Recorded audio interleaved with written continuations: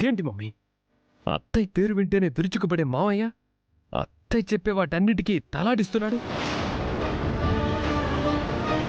అసలు వాళ్ళు విడిపోయిన అత్తయ్య మావయ్యలా లేక ఒకటైపోయిన అత్తయ్య మావయ్యలా? వాళ్ళ వాలకం చూస్తుంటే ఒకటైపోయే జంటలాగే ఉన్నారు. రూపలా ఉన్నంత వరకు విరూపాక్ష విషయంలో నేనేమనుకుంటే అదే జరిగేది.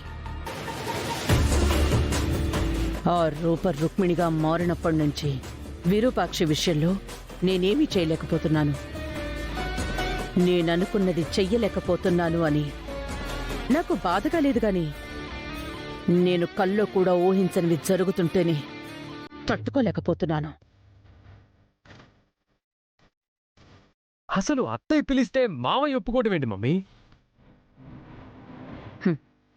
విరూపాక్షి భార్యగా ఆలోచిస్తే మీ మావయ్యకి ఎప్పటికీ దగ్గర కాలేదు. అందుకే చాలా తెలివిగా ఆలోచించి ఎమ్మెల్యే పదవిని అడ్డు పెట్టుకుని మీ మావయ్యకి దగ్గరవ్వడానికి ప్రయత్నిస్తోంది.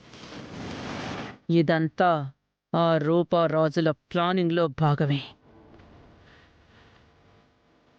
అందుకే ఎవ్వరినీ వదిలిపెట్టకుండా అందరినీ లేపేయాలి. ఏం మాట్లాడుతున్నావు మమ్మీ? ఆ రాజు రూపలుండగా అసలు జరిగే పనేనా? జరుగుతుంది దీపక్.